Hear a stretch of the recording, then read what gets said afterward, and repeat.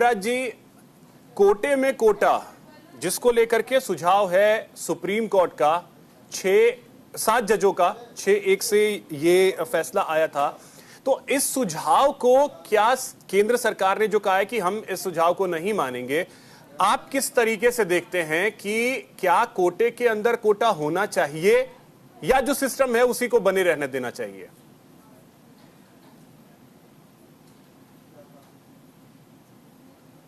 देवराज जी, आप भी शायद म्यूट हैं, प्लीज अनम्यूट कर लीजिएगा।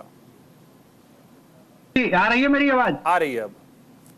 जी जी, सबसे पहले हमें आरक्षण की जो नेचर है उसको समझना होगा। आरक्षण कोई गरीबी उन्मूलन प्रोग्राम नहीं है, और आरक्षण जो दिया गया था वो रिप्रेजेंटेशन, प्रतिनिधित्व के लिए होता है। तो अनुसूचित जाति और जनजाति का जो प्रावधान था जब संविधान बना उस समय उनको दिया गया आरक्षण, और आरक्षण इसलिए दिया गया था कि इनका प्रतिनिधित्व नहीं है इन संस्थाओं में, ना तो एजुकेशन इंस्टीट्यूशंस में था, स्कूलों में था, न उनका जॉब्स में था, न पॉलिटिक्स में था, तो उनके लिए रिजर्वेशन था।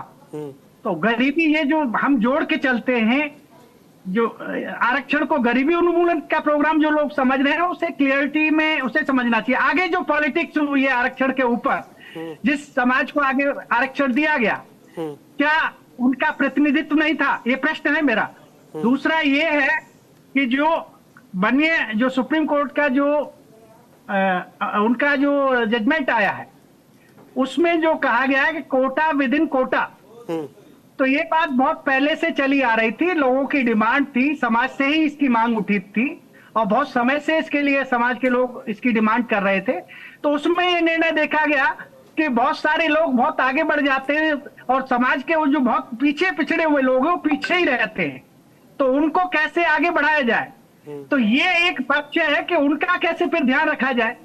तो या तो कोई पॉलिसी में उस तरह के चेंज किए जाए कि ये जो वर्तमान जो पॉलिसी है जिसको मिलता जा रहा है, जो लेता जा रहा है, जो मिलता जा रहा है, और दूसरा या फिर उनको मिले जिनको नहीं मिला अभी तक, तो ये एक दायरा निश्चित होना चाहिए।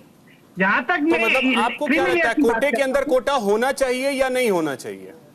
नहीं होना चाहिए, मैं इसके पक्ष में हूं, क्योंकि जो समाज के एक ही वर्ग फिर डोमिनेट रहेगा तो दूसरा कैसे आ पाएगा फिर। मैं बहुत सारे एग्जांपल में इस तरह के दे सकता हूं कि इसमें किस तरह से लोगों का प्रतिनिधित्व जबकि डिजर्व करते हैं। अभी जो ए.के. मिश्रा जी ने कहा कि स्वतः SC/ST वर्ग के लोगों को, OBC वर्ग के लोगों को जिनको लाभ मिल चुका है, त्याग कीजिए जिनको लाभ मिल चुका है। आपने कहा आर्थिक रूप से उनको स्ट्रांग करने के लिए ये नहीं था, लेकिन प्रतिनिधित्व, जिनको प्रतिनिधित्व मिल चुका है वो तो छोड़े।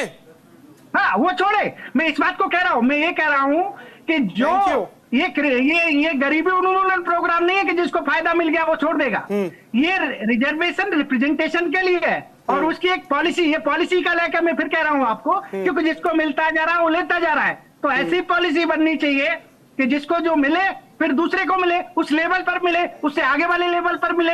इस तरह से यहाँ पर अभी रिव्यू करने का जो बात है, पॉलिसी जो अभी तक एग्जिस्ट पॉलिसी चली आई, उसको मैं इसमें खामी के रूप में देखता हूं कि जिन लोगों को जो मिलता जा रहा है वो मिलता जा रहा है, और समाज का जो वर्ग है जो आगे नहीं बढ़ा है वो कैसे बढ़ेगा, तो उसको भी देखना बहुत जरूरी है।